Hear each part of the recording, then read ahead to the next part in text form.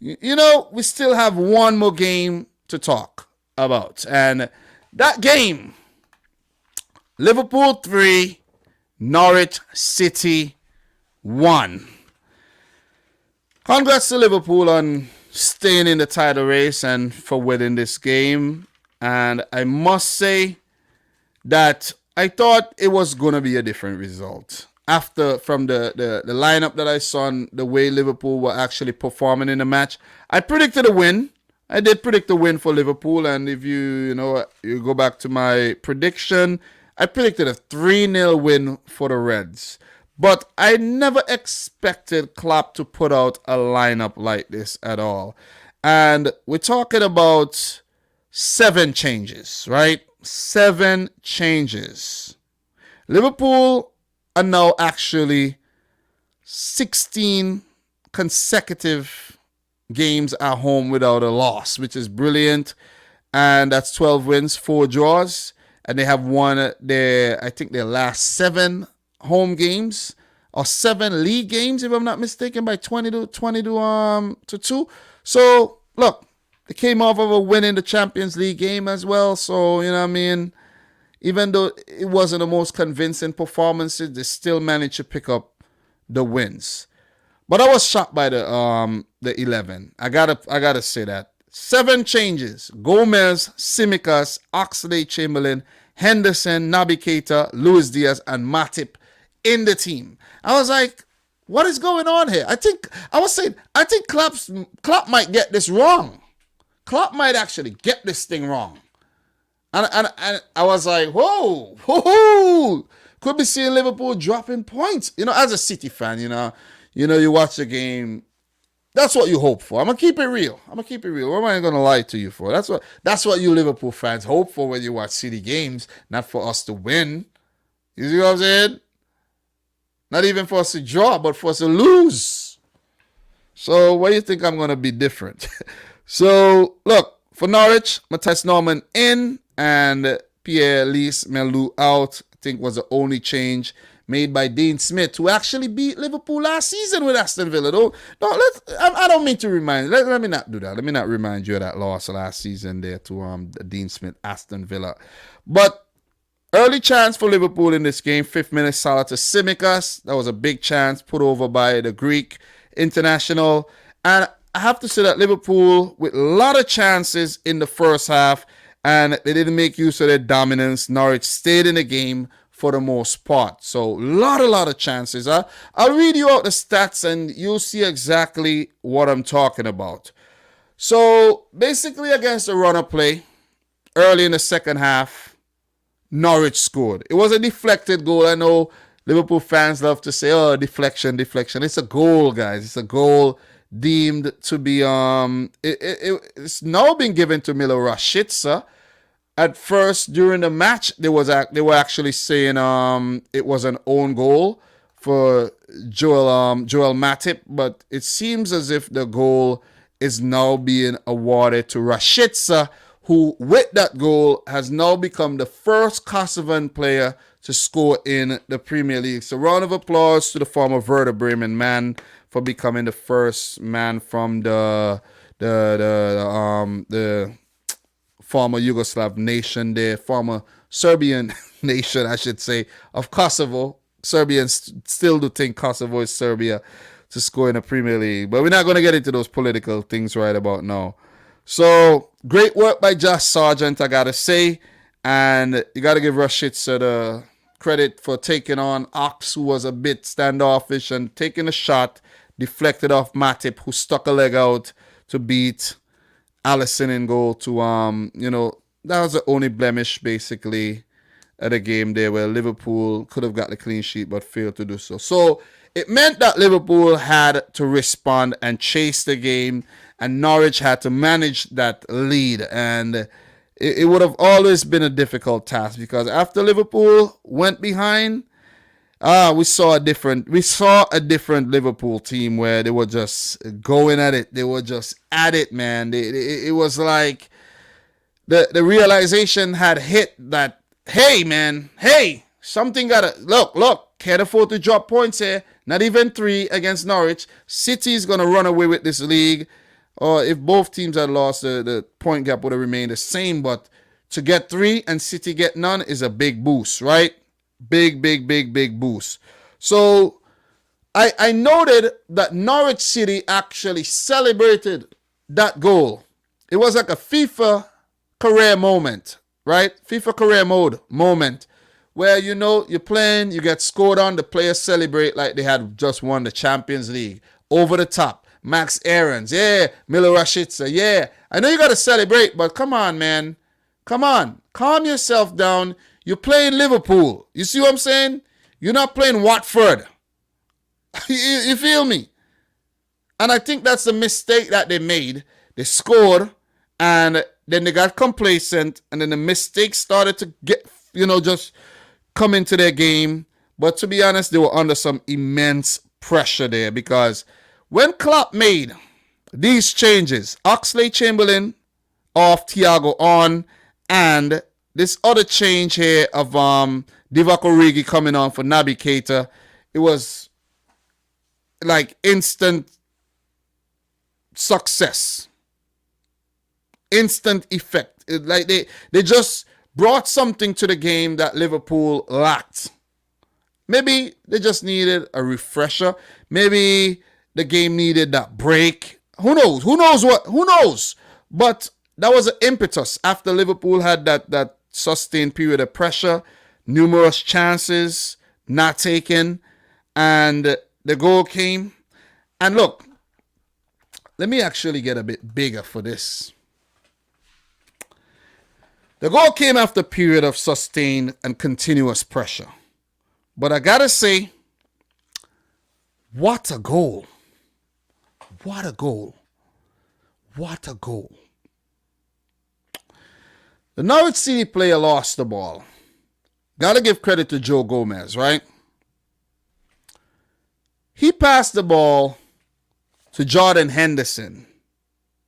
And Henderson with the pick out to Tsimikas. And Tsimikas with the first time layoff to Mane.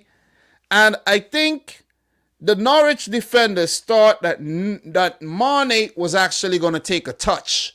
Because the way the ball was coming in, the trajectory of the ball, okay, he's going to bring it down. And then we're going to close him down. Hanley, he was having a great game. McLean, these guys were having a great game. Defending and keeping out Liverpool, throwing them off, big blocks. They were ahead at that moment. They were ahead, just before that moment. But Sadio Mane, what a spectacular goal. He was trying to pull it off. I think he had an attempt during the game that he, a spectacular attempt that he didn't pull off. That will go down as one of the best goals this season. If not the best. But that was brilliant. And that takes a lot of skill. That takes a lot of confidence. And look, this is a man coming off of an African Cup of Nations win. A man coming off of an African Cup of Nations win. And the man that I'm going to talk about next, a man coming off of an African Cup of Nations loss, he's out for blood. So that's a combination that is very deadly. One confident, another one very confident but hurt and out to prove, people wrong as well. That's a deadly combination. Also, with a new player who wants to prove himself in Lewis, so that makes for a recipe. That's a recipe for a very, very dangerous Liverpool team going into their last 13 games of the season in a title race here. But that goal, spectacular, 1-1 for Liverpool there. And 3 minutes late, it didn't take 5 minutes. It took 3 for Liverpool to go into the lead. And as a City fan watching this game, I was like, God damn, Norwich, you had it, you blew it, right? You let them in the game, but for God's sake, defend. They went on the attack, a failed attack. Alisson turned defense into attack in a blink of an eye to pick out Salah. I told you guys about that long ball. I was talking to you guys about that long ball that you need sometimes. When that passing, tiki-taka, incisive pass here and there isn't working. When going down the flanks, squaring the ball into the box isn't working. Your long ball, man. Your long ball. Your long ball up. Your long ball over the defense. You're running behind from a long ball. And that's Alisson's assist. Very intelligent to pick out Salah. That's Edison-like, you could say. To pick out Salah, who ran in behind. Angus Gunn, he came out, and it was a mistake. He came out. He slipped. Hanley, and I think it was McLean was the other player, if I'm not mistaken. Both positioned in front of the goal, but the footwork from Mo Salah, the nifty footwork, the players were actually bamboozled because they thought Salah was going to do something and he didn't, and he came back and he got the shot off and it just rolled into the back of the net. That was another really, really good goal. You see what I'm saying? So Mane scored. Of course, Salah has to respond. We might be here thinking that, okay, yeah, Mane and Salah, yeah, these guys are great now. They're better. But don't you forget a couple seasons ago. Don't you forget when Salah and Mane got into the thing where Mane was accusing him of always holding on to the ball and not passing, right? There was a rivalry, and I still think there is a rivalry going on between these players where they recently contested the AFCON final. Mane won. Salah is out, to prove that, look, I am still one of the best players in the world. And even though my confidence has been dented by the AFCON loss, I'm still out to do well. And then there's the World Cup games coming up between Mane and Salah next month again. So, whoa, these players, I'm telling you, it's a deadly combination right now for Liverpool.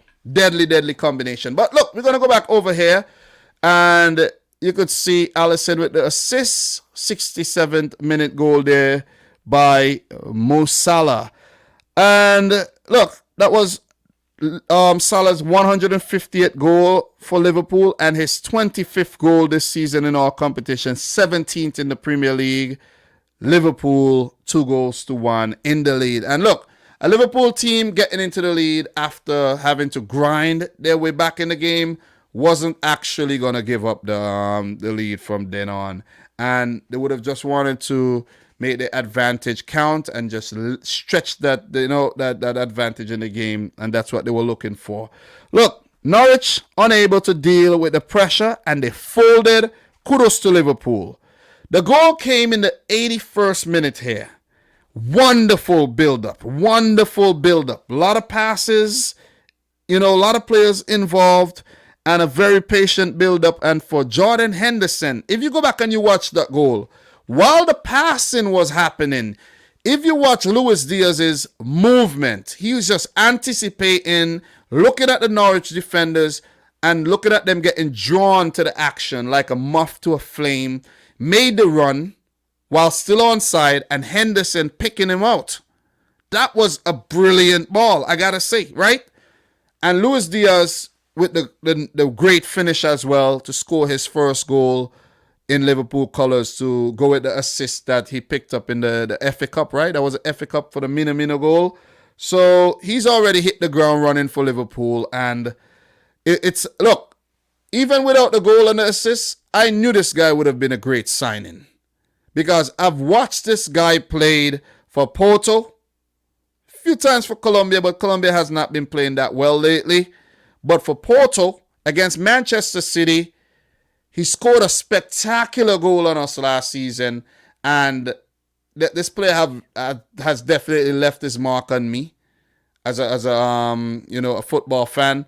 And he's just emerged as one of the most exciting players in world football from South America. He's a Colombian, and Liverpool did a great thing to go out there and sign him. When you have intention like this, to sign players of the caliber and quality of Luis Diaz, you would always put yourself in a good position to fight for things. You see what I'm saying? And that is what Liverpool should do more in the future. And guys, you guys, I know you guys agree with what I'm saying.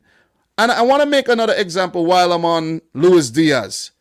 If Liverpool should go in for a player like, let's say, Anthony of Ajax or Rafinha of Leeds, That would be, think about this. Think about how good these signings could be and how good it would make the squad in the future. It will definitely be, without a doubt, favorites along with Manchester City to win the title without any doubt. You see what I'm saying? If you take a look at the City squad and you take a look at the Liverpool squad, the difference is these little players, you know what I'm saying, like an Origi and an Oxley Chamberlain and a Curtis Jones. You see what I'm saying? City don't have those type of little players. Not many. You see what I mean? You might put Zinchenko in that category, or maybe a Nathan Ake, but not many players. It's just a bunch of top-class players over at City. You see? So I think Liverpool need to emulate that, spend some more money, splash some cash on some Luis Diaz's, and, you know what I mean, some Jotas, some Konates, and you see, this is what you get. So that was a great goal, another great goal. 3 very good goals for Liverpool to actually come from behind to win the game convincingly in the end against a Norwich City who have not been in bad form lately at all. So great run on awareness by the Colombian, and I must give a notable mention to Grant Hanley. He has been putting in some big performances for Norwich. They defended for their lives, but this game indeed tested Liverpool's patience, and their patience and their faith paid off at the end of the day. So Liverpool are now 6 points behind City. With a game in hand, the title race definitely on. I have a question for you. Is the quadruple on for Liverpool? In the final of the Carabao Cup against Chelsea, still in the Champions League where they have the advantage over Inter Milan going into the quarterfinal, in the FA Cup still, and of course in the Premier League title race. Quadruple is on. It's on. You see what I'm saying? It is on. Remember last season the quadruple was on for Manchester City? Only ended up winning what? One thing was the Premier League. Liverpool got to win something this season. They got to win something. If Liverpool don't go on to win something, it will be a disappointing season indeed after setting yourself up and being in this position. But either Liverpool or City could go empty-handed this season. But we know that one of them will win something. One of them will win something and the other could go empty-handed. Or both of them could win something. Maybe one win the league, one win the Champions League, one win the FA Cup, another win the EFL Cup. So let's see how it pans out. You know what I'm saying? Let's see. But look, Liverpool, you could take the EFL Cup. Don't want Chelsea winning anything else this season. You know what I mean? They won the freaking Club World Cup. They won the Super Cup. Let keep the Chelsea fans quiet and let them not win anything else this season. You know what I mean? So, look, just to give you guys one more thing before we go. Actually, 2 more things. Let's talk the stats really quick for this game. And when I tell you Liverpool were wasteful, they were wasteful, right? 29 shots at goal, 8 on target, 70% possession. Norwich only had 6 shots at goal, 1 on target, 30% of the ball. They weren't that great in the game, but they stayed in the match for 60 plus minutes, over an hour, 63 minutes, but they flunked out at the end, which shows that they do not have enough resilience and stamina, and they can't keep their concentration for long times. So look, in terms of some insights for you, Liverpool have now scored 100 goals in 39 matches in our competitions this season, becoming the first Premier League club to reach that total in the 2021-22 season. The Reds had scored 97 goals in 53 games in the whole of last season, which shows contrasts of how poor they were last year. Norwich have lost 8 of their last 11 Premier League matches, drawing 1 and winning 2 since the start of December. Only Brentford 9 have lost more games in the competition in this time. The game was the 30th time that both Mo Salah and Sadio Mane scored in the Premier League match for Liverpool, the most of any pair for a side in the competition's history. Buddies, I was talking about these players and their impact, and that's a great insight, man. That's historic. That is historic. African brothers, dynamic duo, and Liverpool they have to keep hold of these players for as long as they could. maybe for the next 3 years, 4 years. Let him retire at the club. You see what I'm saying? But it was a good win. It was a good come from behind win for Liverpool, and they picked up this win, but they didn't know that Man City were actually gonna go on to lose to Tottenham. You see what I'm saying? So City needed to respond after this Liverpool win. Didn't. Tie the race wide open once again. So big up to everybody in the chat right about now. Appreciate it. But look, before I'm jumping the gun there, in terms of the next fixtures, man, for Liverpool, the next game is against Leeds United tomorrow. We'll talk about that. And for them, they will also have Chelsea in the AFL Cup final. They have a 5th round FA Cup game against Norwich, and then they have West Ham in the league, where they look to avoid West Ham doing a double over them. And then they have the Champions League against Inter. So a lot of, big games coming up. Every game is a big game, actually, for Liverpool for the rest of the season. Let's just put it that way.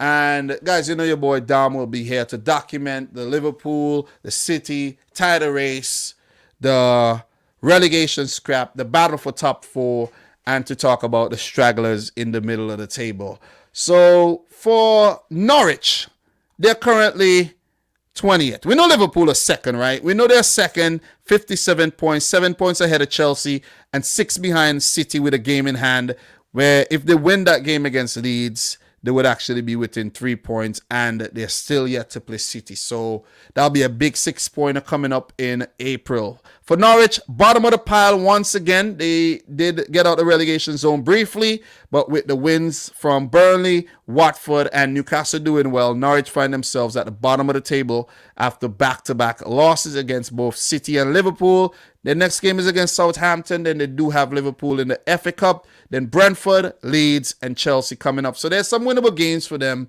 Let's see how they'll fare.